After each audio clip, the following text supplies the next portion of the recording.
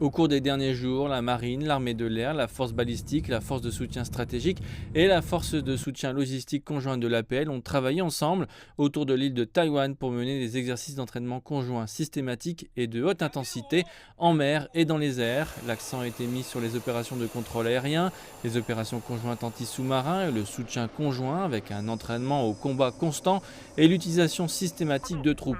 L'armée chinoise indique que les exercices ont été un excellent test de préparation au combat. La zone de commandement de l'Est de l'ABN surveillera de près l'évolution de la situation dans le détroit de Taïwan, effectuera des entraînements et des préparatifs de guerre, organisera régulièrement des patrouilles de préparation au combat à travers le détroit de Taïwan et sauvegardera résolument la souveraineté nationale et l'intégrité territoriale. L'armée de l'air a déployé plusieurs types d'avions de combat, notamment des avions d'alerte avancée, des bombardiers, des avions de brouillage, des chasseurs bombardiers et des avions de chasse. Leur mission comprenait des opérations de contrôle de l'espace aérien, des frappes sur des cibles au sol, ainsi qu'un soutien aérien et une couverture aérienne.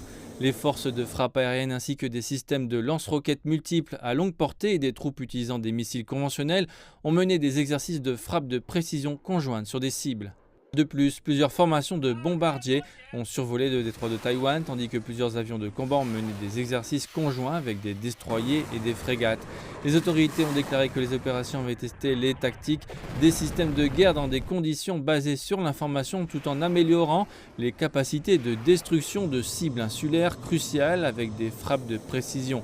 De nouveaux équipements étaient également exposés, notamment des chasseurs furtifs, des lance-roquettes et des transporteurs de pétrole.